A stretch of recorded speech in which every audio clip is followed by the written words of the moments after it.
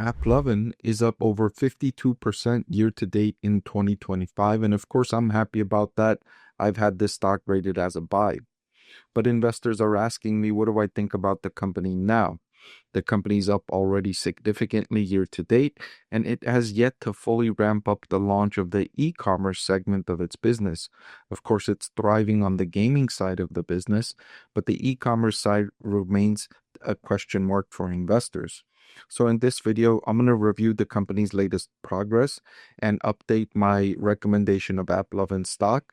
I'll share with you my proprietary discounted cash flow valuation for this company so you can see what I calculated as a fair value. I'll also share with you the forward price to earnings ratio so we can see the stock's valuation on a forward PE multiple. I'll do all of that in this relatively short video, so let's jump right into it. I want to thank the Motley Fool for sponsoring this video. Visit fool.com/Parkev for the 10 best stocks to buy now. So Applovin's management team in the most recent quarterly conference call with Wall Street analysts said that based on all the opportunity in front of us in our core market, we are confident we can sustain 20% to 30% year-over-year growth driven by just gaming. So that's not even including the upcoming e-commerce segment that will justify a increase in the company's revenue growth rates. But just within the gaming market, they expect 20 to 30% growth. And with the company that's generating adjusted EBITDA margins approaching 80%, this kind of revenue growth is very lucrative for long-term investors. So during the most recent quarter, the company said that revenue increased by a very healthy 77% from last year, reaching approximately 1.26 billion, while adjusted EBITDA nearly doubled to an impressive 1.02 billion. That's good for a margin of 81% adjusted EBITDA. Remember, EBITDA stands for earnings before interest, taxes, depreciation, and amortization, and it's a proxy for cash flow because some of those costs are non-cash expenses, things like depreciation, amortization. Sometimes interest expense can be non-cash, and then adjusted EBITDA further adjusts that figure, which is an already adjusted figure, to remove non-cash expenses like stock-based compensation. The management team saying that the majority of their revenue growth in the quarter was driven by their core gaming business. Still, with the e-commerce segment, it performs well, but they're limiting onboarding of new customers to focus on the preparation for the self-serve launch in the fourth quarter. So this launch in the fourth quarter is going to be a lot more effective for the company because it's going to be self-serve.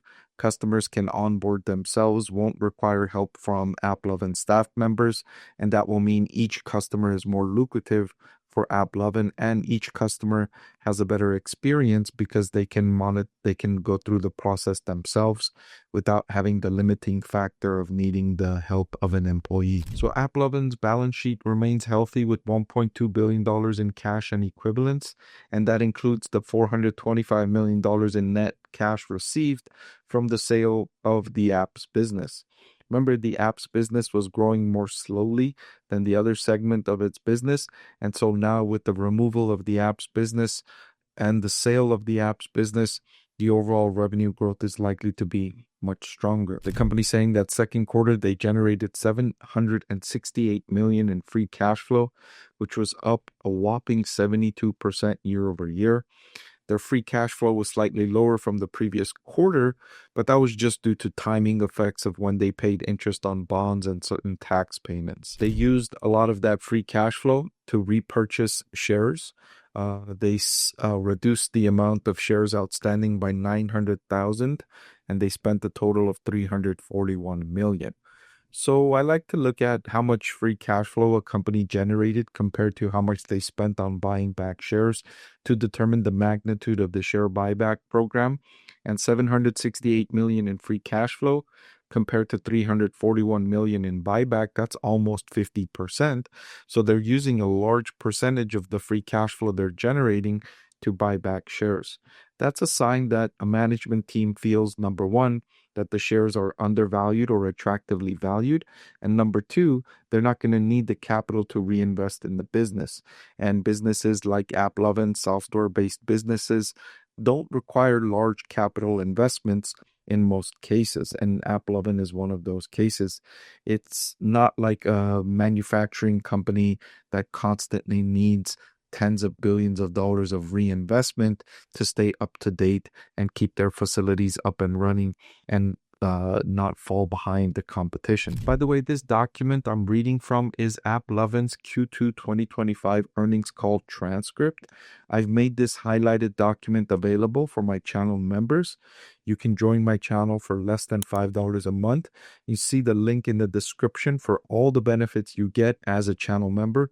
This is only one of the benefits, and there are dozens and dozens of these highlighted conference call transcripts available for channel members. Just look under my YouTube channel, go to the membership benefits section, and all your benefits will be there. Looking ahead, the management team expects the good time to continue. For the next quarter, they're expecting $1.3 billion in revenue, with adjusted EBITDA approaching $1.1 billion. And again, that would be good for an adjusted EBITDA margin of over 80%. Those are phenomenal numbers, and they're confident these targets position them to continue drive strong growth for their partners and shareholders.